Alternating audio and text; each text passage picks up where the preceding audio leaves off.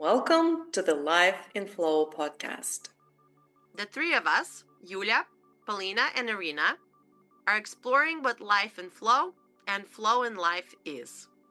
Join us as we experiment, test our diverse hypotheses, and have fun in the process.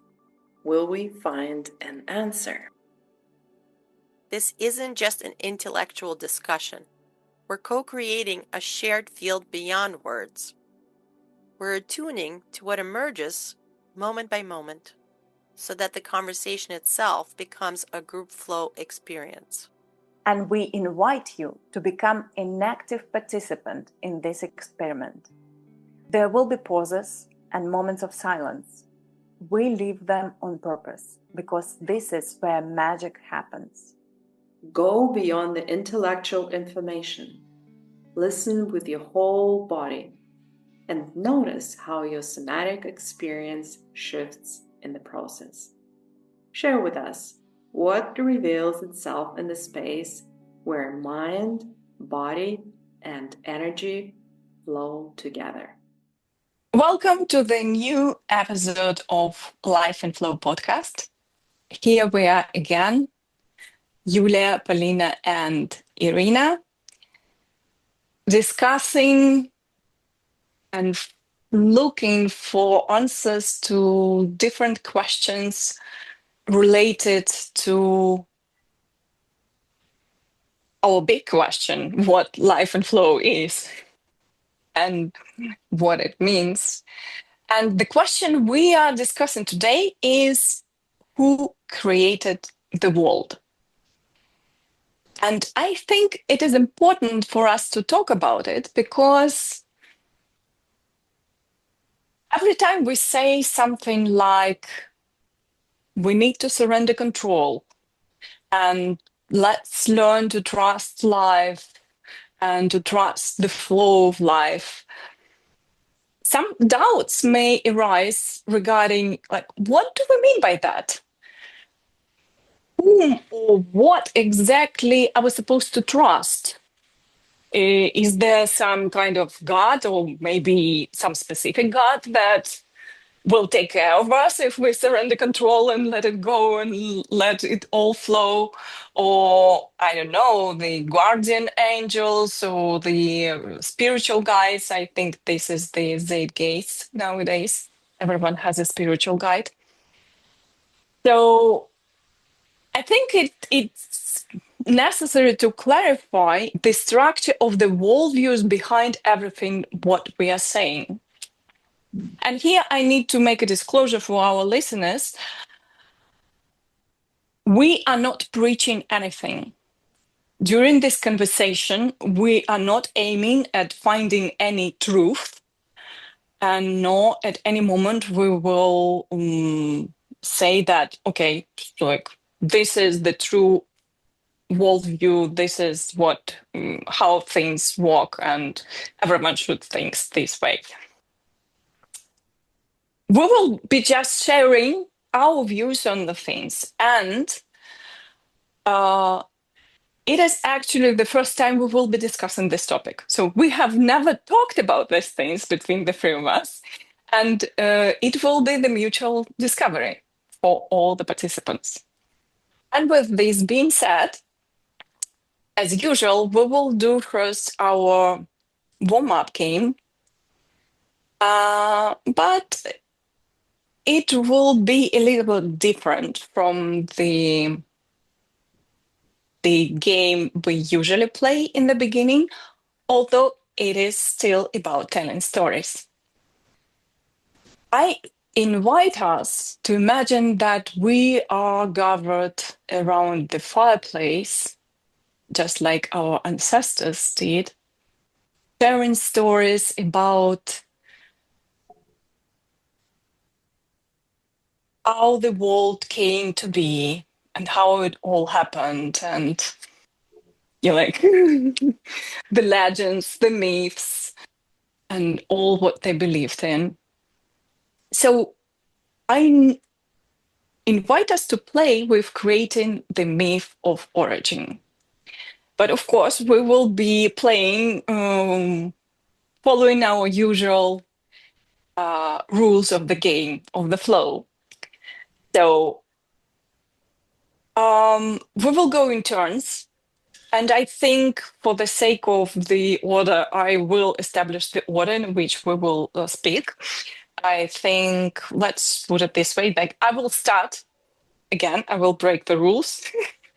And I will start, then Yulia will go, and then Polina, and then me again, and we will do 3 circles like this. And each of us will say one sentence to continue the story that has been weaved before. And of course, we will be weaving the story and,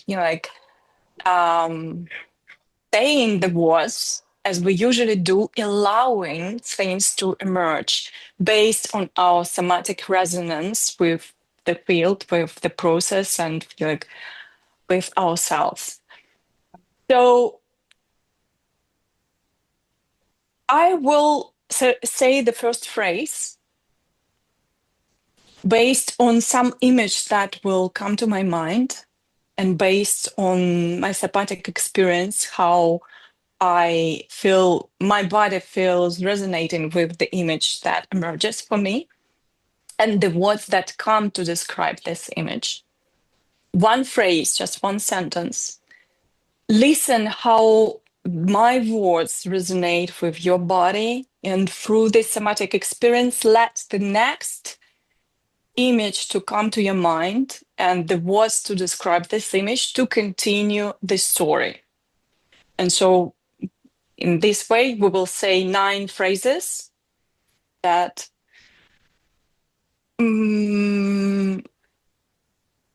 supposedly will create our imaginary myth of origin of the world. So let go of everything that you know about the mythologies and science and how it is supposed to be told and everything what you know. Just whatever comes to our mind, let our imagination loose and let's see what happens. And so, once upon a time,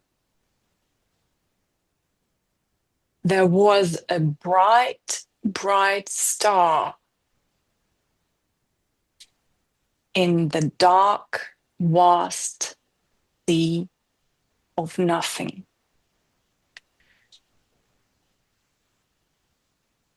And the star was shining brightly, but somehow it felt a little bit empty and lonely because there wasn't anyone to share the light with.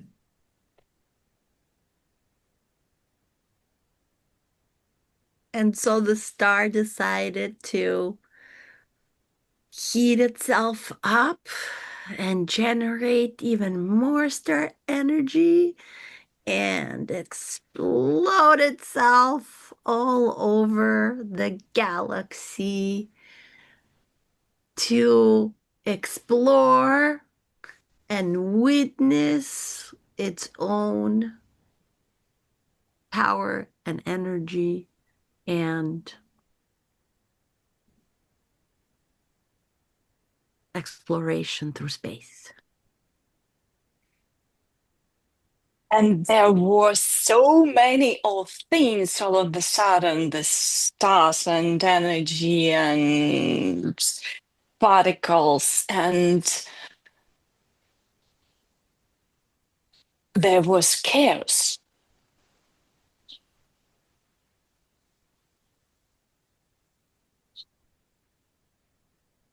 And the chaos took over the space around the star. And the star did not know what was happening or what would happen. but the star knew that something was emerging, something that it didn't have control over, because it was being co-created by the chaos and by the whole universe. And it was a really cool new experience because the star was both aware of itself and of all its different parts. And it had to learn how to synthesize and integrate all of these new and various experiences and sensations and energies and all of the different interactive qualities that were happening. And now, sorry, because chaos is happening in Berlin here, so I just need to close the window because like it wants to get inside. Well, I guess it was the cue from the field to us that it was the time to wrap up our myth. And then to conclude, I will say then since then the star was thread by thread was exploring its connection to all the other parts of the everything what was created out of it. And they were playing both ways by exploring these threads of connection and seeing what happens if they send different signals in one direction and in the other, and then the rest started exploring the other connections between different parts. And here they are still playing with exploring these threads of connection. And the star grew so fond of playing and this playful and experimental state. It stopped being afraid of the chaos because it saw how the chaos then changed by connections and interconnectedness, and one thing was leading to another, and things were in constant flux and constant play, and that's it decided that really enjoyed this state of being.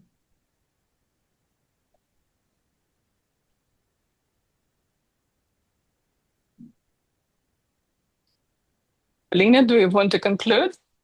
Sure, the particles decided to go and find globes of other stars to explore and occupy and build and report back to what it found and what it played with and what it created and what it built, and it became a whole matrix of parts of the star exploring, building, creating all over the galaxy.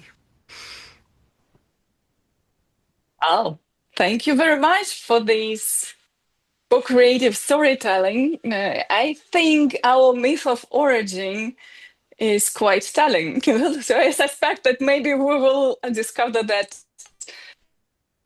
there might be some like similarities between how we describe to ourselves the origin of the world, because this is actually my first question I want to begin our discussion with. Just going directly to the topic. How do you describe to yourself how the world was created? Again, we're not interested in what we know about what smart people say, the experts or whatever, but we all have something that we're telling to ourselves. And again, just to give you an example of what I mean by my question, what kind of answers I invite us to share, I again will break our normal rules and will go first. Because I actually have different models which I wouldn't say that I believe that this is what happens and how things work, but to which I see the possibility that, well, it could be this way. And the models may be as freaky as, well, no, not freaky. You know, like this one is quite a famous one. I do admit that it's possible that we are a part of the computer simulation, or maybe we're a part of the video game and someone is playing with us. One day I came up with, not, I didn't came up with, I came across a really freaky theory. But later I found out that, not found out, I decided, well, that there may be something into it, because it really was resonating with many things, that many theories and teachings I have heard around, for example, the mechanisms of reincarnation. So that freaky theory was saying that there are these superior beings who live. Usually, they live on Sirius or on some other, like star constellation. In Pleiades, there are, something there. So there are these, superior beings who have found the way to prolong their life almost forever. But for that, from time to time, they need to discharge certain, like the excess of certain energies. And for this, they have invented some kind of, again, it looks like the video simulation or like the virtual reality simulation for them, which is actually the incarnation on Earth. So like everything what we are living through is actually like this virtual reality simulation for these beings that allows them to discharge this excess of energy and like this live almost forever. I'm not saying that I believe in that, but I'm saying that from time to time I think, why not? It might be possible.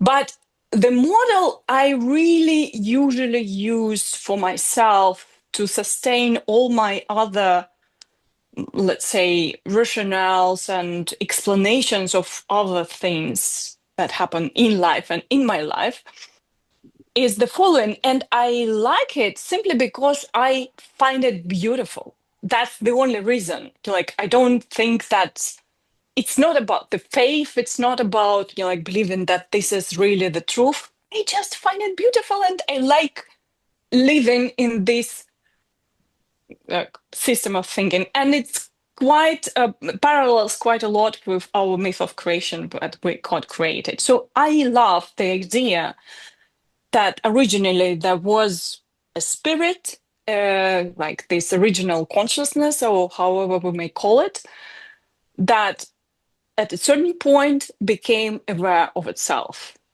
And because, like from my own process of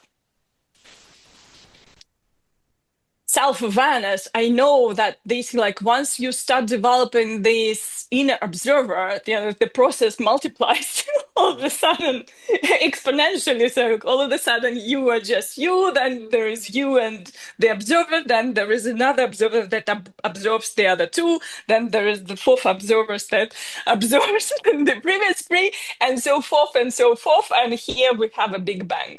So I think this big bang is actually the multiplication of even inner observers of this initial spirit, the original spirit that became aware of itself. And now everything what is going on is just this process of self-exploration of what else can I experience through different forms and experiences.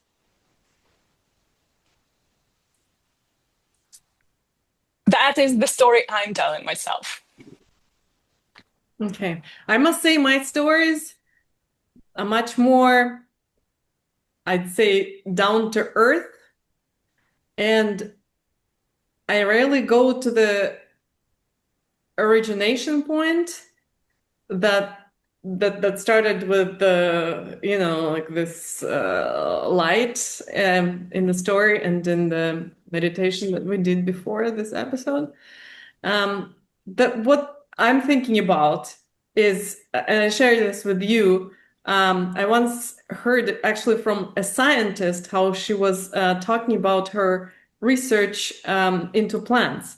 So she is researching communication of plants, and she discovered how plants talk, and it led her to consider, like, to expand the context and include also, well, we all know the Gaia hypothesis that our Earth is a living creature, and how she was describing it that okay, she was born, let's say, and she did get into this experimental mood. Said, okay, let's see what I shall create with myself. Well, not quite with myself, but it's other, okay, like the moon and the sun and lots of other, of course, bodies and beings are involved. But anyway, she's hosting the creation, and that's what she's been doing. She's like, okay, let's play with how I can sense in various ways. Being a plant, being an animal, being a stone, being water. And then she described also how after some of the experiments, some things didn't work out, and we went through an ice age where she was just sleeping and recharging and recovering and coming up with new energy and ideas. And now we're going for another round. And yeah, that is, I guess, how quite rationally one can say compared to some of Ira's stories. I look at this. And also, I've been really fascinated lately. I listened to this book about plants and all that we know now, even for science, about how plants have all the five senses that we have and more of that, and how we, of course, like became possible only because of plants, because plants learned how to harness the sun energy and all these things. And it's like, if you look at this like this, so there was whatever, rocks and water and then plants. And so everything that we are made of, it's kind of like more and more technologies and materials were becoming available, but we are a mix of plants. I mean, we have so much stuff in common with plants if you go, even those senses. So it's like the interconnectedness at a very how is it, like at a very visceral level to me, like, oh wow, I'm a rock, I'm a plant, I'm, well, of course an animal, but of course I'm also water, which is 99% of who I am. So, and it's not per se the story of that, but it's the story of how she is creating. I don't know, she's being, yeah. Okay, so the down to earth part comes to that basically the original spirit in your myth of origin is Gaia, is the earth, and everything is related to the like manifestations on the sensorial on the material plane. That question about the origin, I haven't thought about it yet. So it's like the focal point is she. Okay. Where did the spark come from? That I was not thinking about that, and it was not. No, then that's okay. Yeah, we are not going to answer all the questions of the world. Thank you, Palina. What is your story? I actually don't have a story.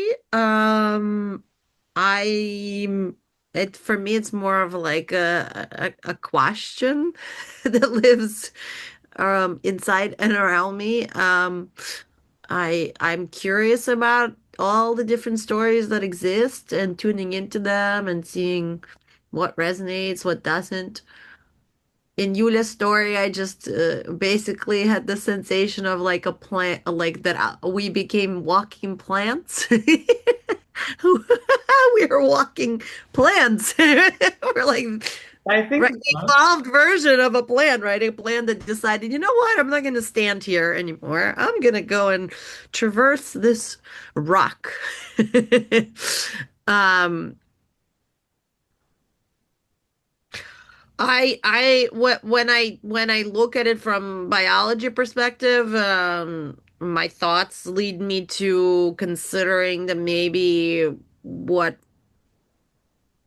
was first like the spark for the generative aspect of whatever started shifting and changing might have been something smaller than a plant, so like, a virus or a bacteria or some kind of very simple organism that eventually maybe turned into a plant, which would then probably trigger all the rest of what needed to happen for the planet to get to where it got to. But that's like the kind of the biology aspect of it, the chemistry aspect of it. Now, in terms of like the spirit aspect of it, that's a whole other question. Um,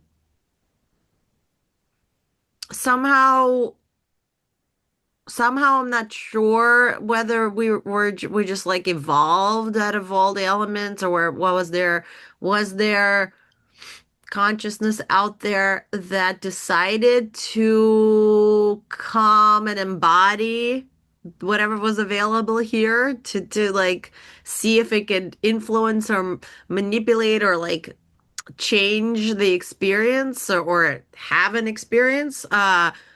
Those elements are always kind of like a mystery, and I'm not sure. And but for me, it almost like all of it exists together. I mean, who knows what started it, but things had to evolve to the degree that they did from whatever they did in order for this experience to be possible. So I don't have a theory. It's more like questions.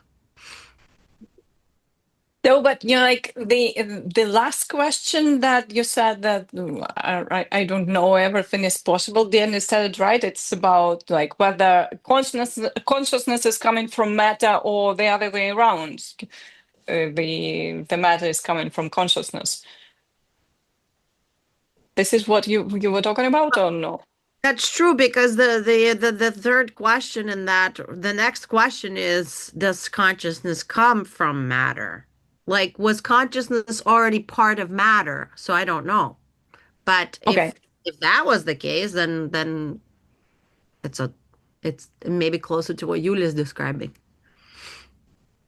Rather than our game where we started with a star of energy out in the ethers that explodes and then stuff comes here.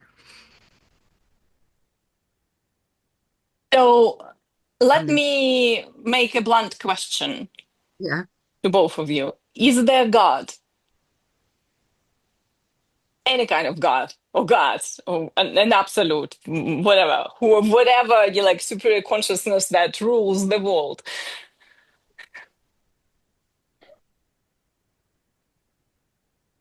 For me, it's the God is maybe she, and this being a very interconnected and very diverse experience. A certain, it's like, she in multiplicity of forms is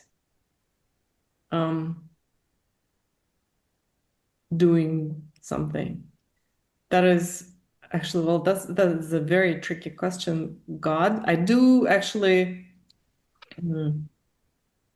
believe that there is that power. And for me, that the power that I have really come to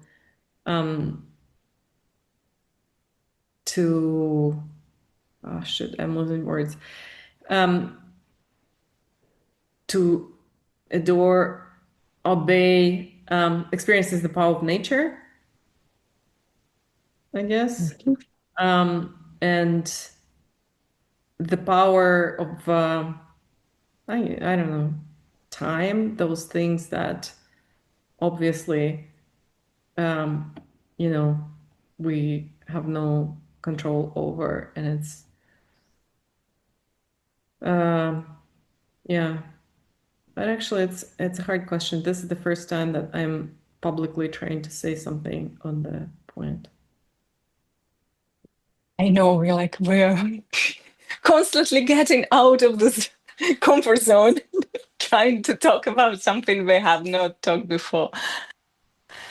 So the she that you're referring to is the Gaia being that you talked about. Yeah. Right. And the power of nature, I guess, I'm just trying to process what you said. I guess the power of nature will be some kind of the power of this being, the Gaia. Totally, yeah. The power of time, is it related to her, or it's just the separate force that also some kind of rules all the processes? Yeah, of course, time probably is not specific to her, and of course, for her to be possible, she has to have context, conditions, a lot of other entities involved. So realizing that, for me, she's the power. And we have touched upon it to a certain extent when we talked about whether the world is alive. So I think I guess can imagine your answer, but so like this being, this she, the powerful being of Gaia that plays with all the possible ways of sensing itself in the world.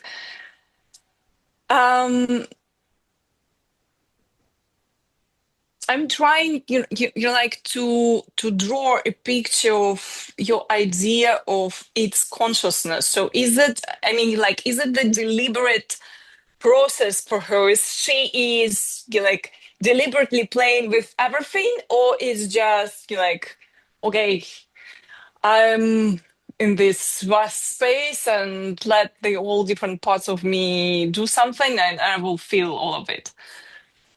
I think she's in creative flow, much like we are. And I think this process actually is kind of, maybe it's a universal process which of creativity that's going on at any given time, like everywhere, because everything is interacting and being impacted and being modified and transformed by everything else. And she is conscious of that, and she's very good at flowing with many things that she has no idea about. Okay, yeah. Creative flow is still quite a telling description, to us at least. Thank you for sharing. Polina, Polina. your views, please. Thank you for the invitation.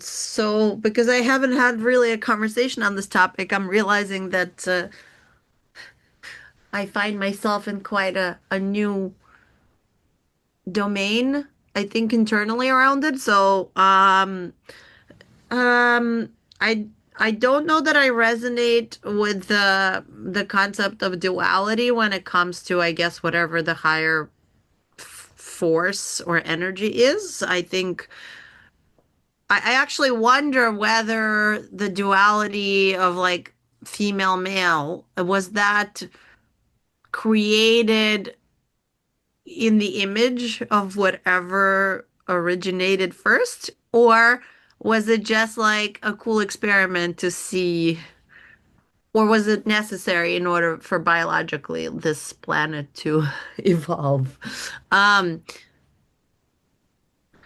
I definitely think there's some kind of like greater organizing force or energy, or frequency. I don't I don't really have any predetermined concepts about it. The word God, I know we use it, but I don't know, like it depends on who you talk to. What does that word even mean? I don't know if I even resonate with that word, but I understand that that's the word that has come to be. Um, I don't, when I tune into like the thing that I feel like permeates us and also everything around us, from my limited perspective, I feel like the name of the game is energy. Energy has properties and qualities to it that go beyond the physical realm of who we are as humans. Um,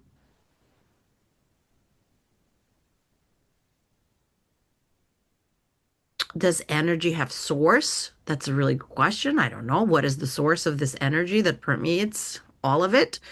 Uh,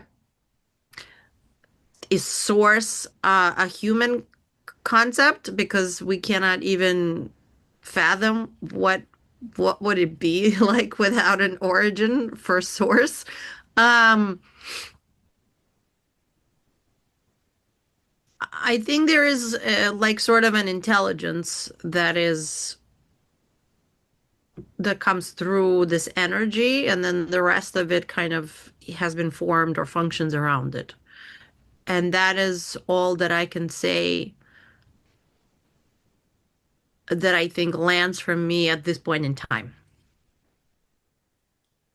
Thank you, but I will drill you a little bit more. Like, because there are different aspects of what you described. The energy that permeates everything. It's, to me, it sounds like more in lines of the force of time.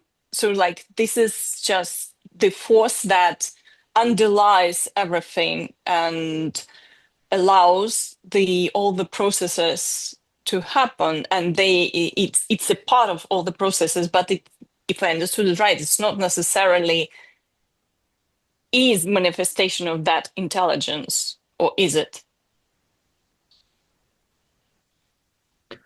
I don't know where I stand in regards to time, other than for me, it might be a construct of density. Like when energy meets density, maybe that's the experience of time. I don't know. But what was your other question? No, like my question actually not was about the time. I mean, like the energy Yeah. and the like this intelligence that comes through everything. Are they the same thing, or they're two different things? Because from what you described, the energy seems to me like one of the laws, simply meant like we have the physical laws. It's like one of these elements, just the constructive elements of the life and the universe, whereas the intelligence that comes through everything, that the super intelligence is maybe manifesting through this energy, or it may be something else. This is what I'm trying to clarify. I have never separated those two until right now. Okay. You made that separation, and as I tune into what you're describing, that could very well be that so intelligence as a concept, I don't know, because is that like a human construct? That's what we created in our brains about what intelligence is. So I don't know, but let's say a greater intelligence that carries within it whatever is necessary for self-organization, creation, communication, connection, all that stuff, like maybe as a construct of intelligence, can that be separate from energy? Actually, maybe it could, because there are different kinds of energies, which means that the energies can have different qualities. So then those qualities is something that is infused into the energy, potentially. I don't know. Okay. But is the component of it's similar, it's almost the same question I asked Yulia. So like this great intelligence in the way how it manifests in the world, is the component of free will and deliberation?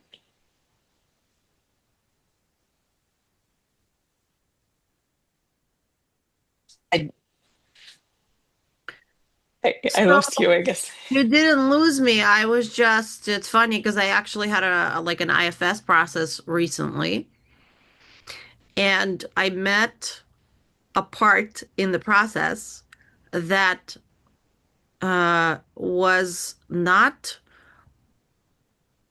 me necessarily, nor was it from this space and time. And when I connect to that part, which is what came up right now, that's why I had that blank stare. That part actually has no emotion about what happens. It has no opinions. It has no concept of the struggle that we have as human beings. It just kind of observes and exists to observe. And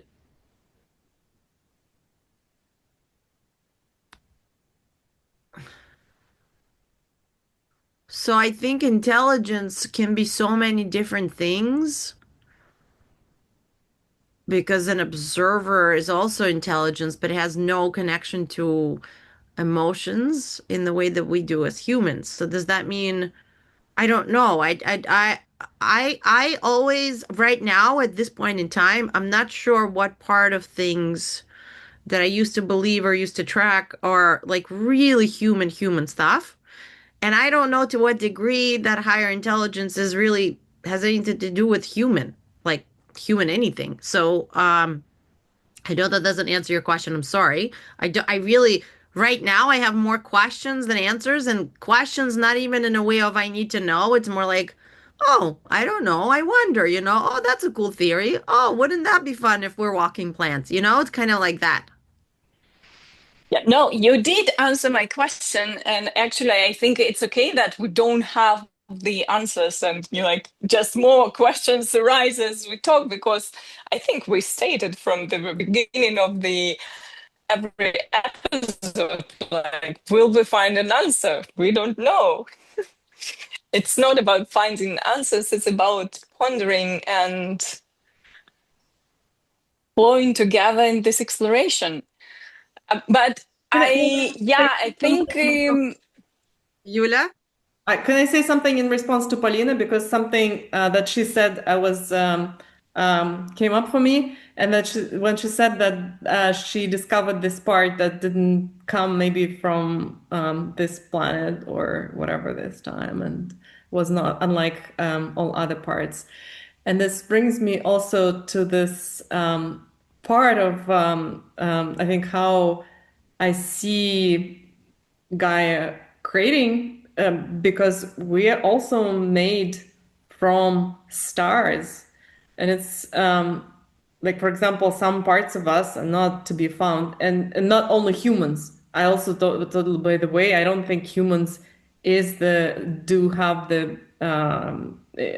the highest intelligence. I think that beings that had been here much earlier, since much earlier than we do, for example, like the elements, the rocks, the trees, the plants, that they have much more superior intelligence that we humans do. We just, haven't figured out how to really measure that intelligence with what we have as far as science. But it's like in returning to the like other planets and beings, like I actually believe that I am also made not only from the plant material and based on the plant intelligence, but also with literally pieces and particles of stars inside of me. Well, by the way, this is only even a scientific thing. So Yeah, it's not a belief, it's a like So, we're Stardust. yeah, exactly. I think my stance on the God some sort of correlates to what you both share. At certain point, I always believe that there is some kind of this like high intelligence that impermeate everything. It sets the laws of how everything functions. And one day, some years ago, it dawned on me that like this God is actually life. And so like my concept of all of this, like life as God, quite similar to what Yulia describes as the she Gaia being. Although for me, it englobes not just like the life on the earth, but life in general as, yeah, just a self-organizing system of ever-growing complexity. And it to me, it's more like this superior intelligence, that the consciousness that permeates everything. I imagine it more like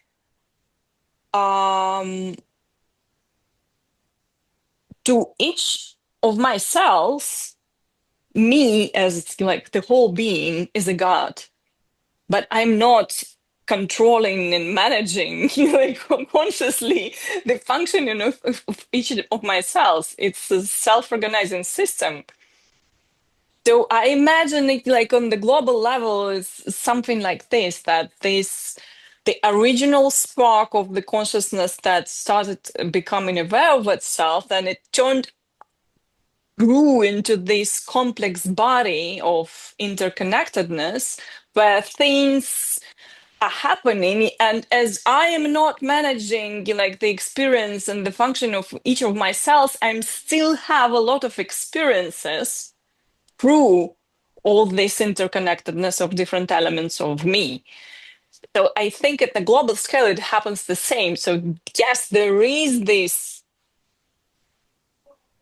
consciousness of consciousness that allows this self-organizing system not only exist but to be alive. But it does not necessarily turns into this, like the guy with the beard, as we imagine the God who looks at us from the sky and he like makes the decisions about like everyone and every life in the universe. Or the guy with the embers in the other location. It's funny how it's all guys. Well,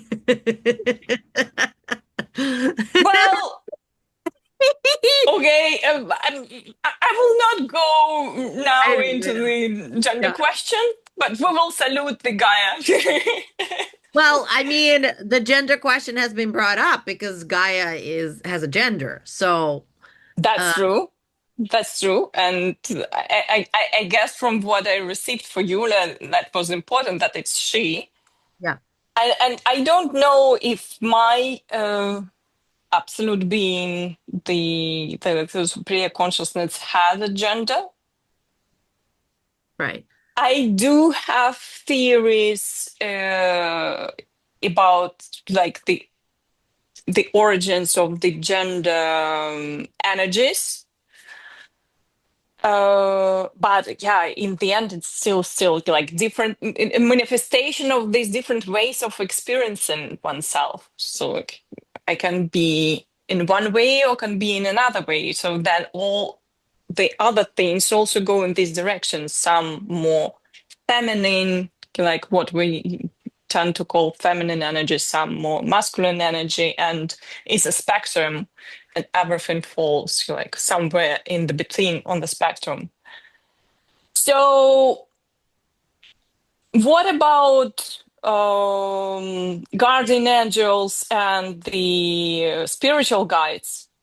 So like basically the because we like need to speed up a little bit the process, the question I want the answer for is, and I voiced it already, when we say trust life, trust the flow of life, surrender control, whom do we entrust in ourselves?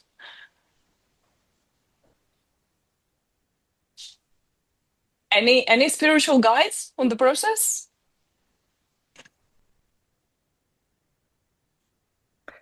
Well, I'm in the context of interconnectedness, I think it would be foolish and stupid to try to control things because there are so many things going on every single moment. And the way that I see the creative process as being a mix or a constant mixture of ingredients and beings and processes that many of them we do not recognize.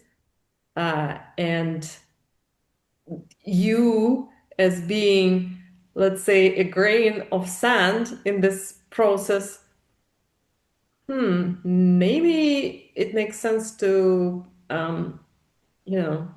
be the grain of sand, but also finding pleasures and some of the autonomy in the process. And I do believe in non-corporeal beings, but I haven't had an experience of having a guardian angel. But the more I have been, or the deeper I have been connecting to plants, the more I feel or I sense how from them I get certain messages of also protection that I would imagine those guardians provide. And I had a couple of experiences where I was like, wow, is this like for real? Yeah. So this is my plans. They're not actually my plans. I'm the offspring, so but they take me into the protection now, I guess, more often than other beings. So to summarize a little bit more from what I heard, like there are some spiritual beings, not like no corporeal beings that are not from the matter, that they may guide you in the process or may not, but it's not because like you are supposed to set on the correct path and like you have the destiny and they will like guide you in the process, but they will just help you, or maybe not, to fit in this like playful game of this global interconnectedness, right? Yeah, exactly. And how it goes, of course, depends also on me to some extent, how I relate to this. But yeah. Paulina? I love it. It's thanks to Yulia, I get to explore, like, I feel like I get to travel and explore other connections that I myself have not put so much focus on, but it's really cool. It's fun. It's like almost like reading a really cool story about us, about, and like um I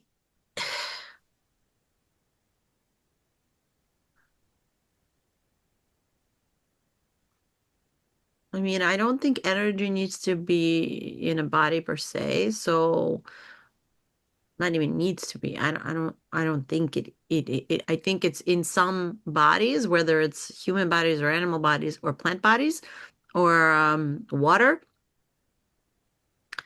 But guardian angels and beings, yeah, I think for me, I think they're energy forms that exist.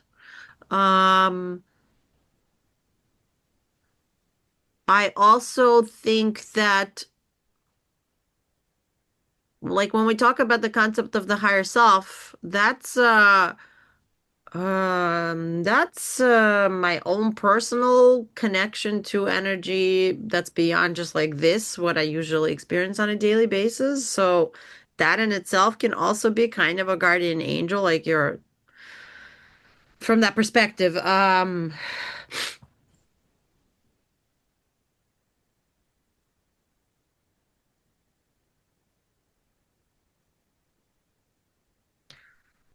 It's so funny that I feel so reticent to talk about this because there's uh like in a public forum. I've had some experiences when I was younger when I really needed some protection or some kind of help.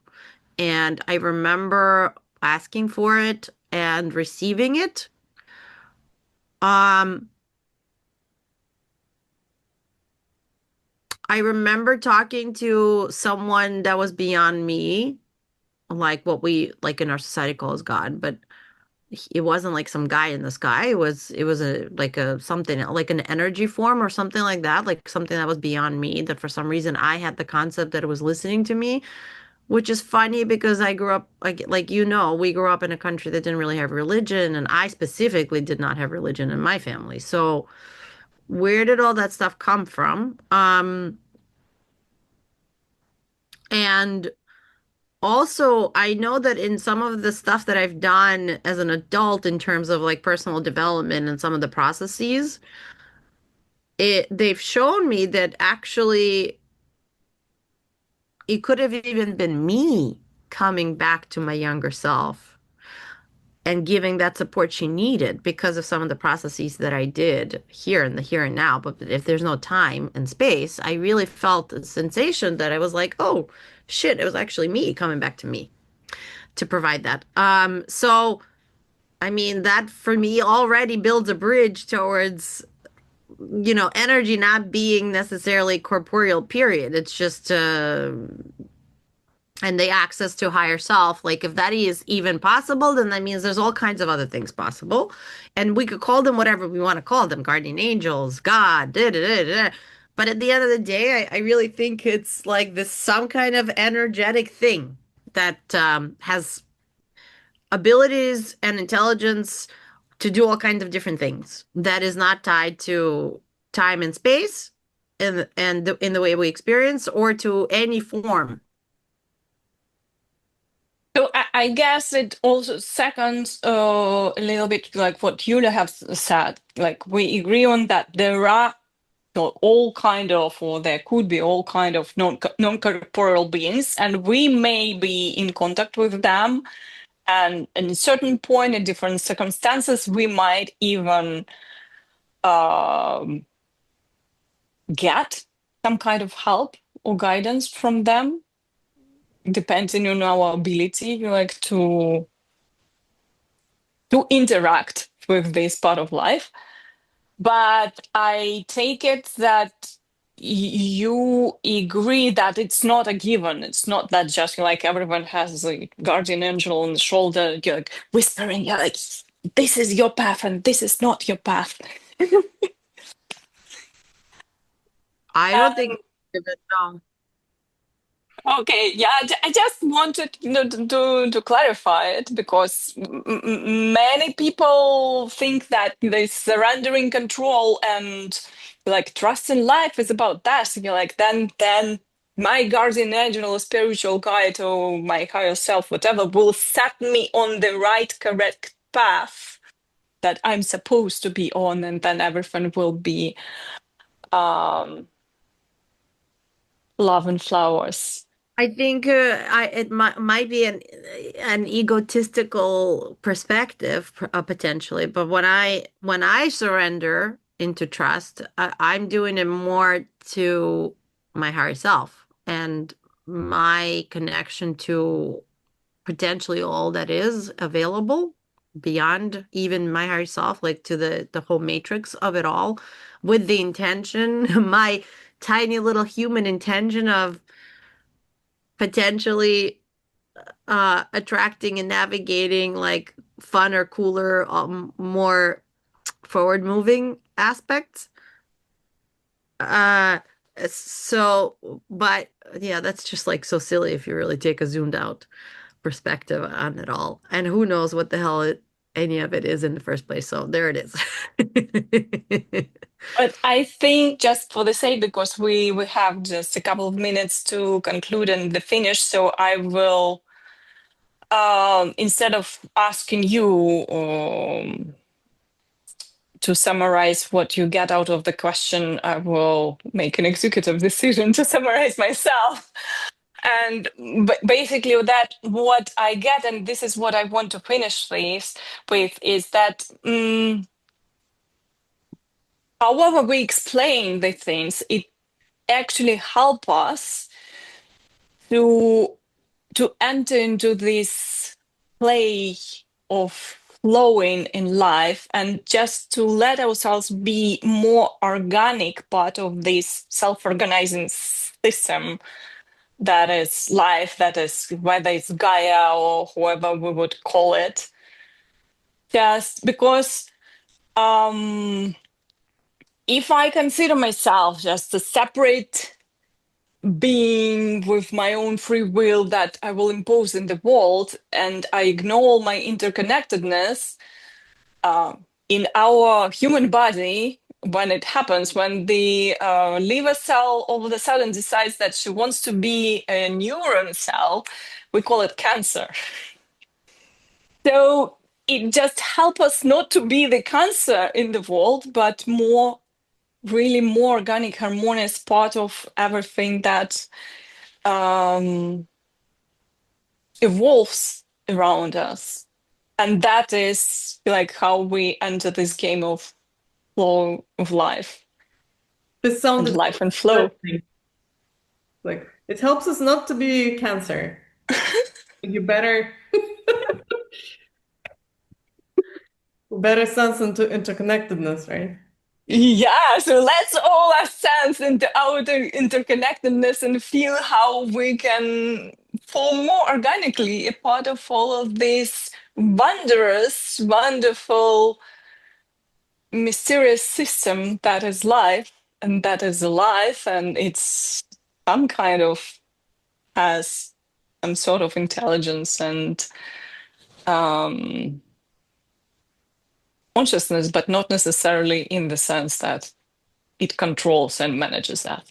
It just allows the life to be and play and flow. So thank you very much for sharing your stories, and let's continue flowing together. Thank you. Thank you, Irina, and thanks everyone. Thank you. Thanks for listening. How was it for you? We believe that the more people experience group flow together, the better off we all are. More connected, more creative, more alive. So let's expand the field. If this episode resonated with you, help us spread the word. Share it with a friend, leave a comment, or give us a rating. We love you. Do subscribe so you'll know when the next experiment comes out. You can also connect with us on our Life and Flow group Substack. We'd love to hear from you. Let's keep flowing together.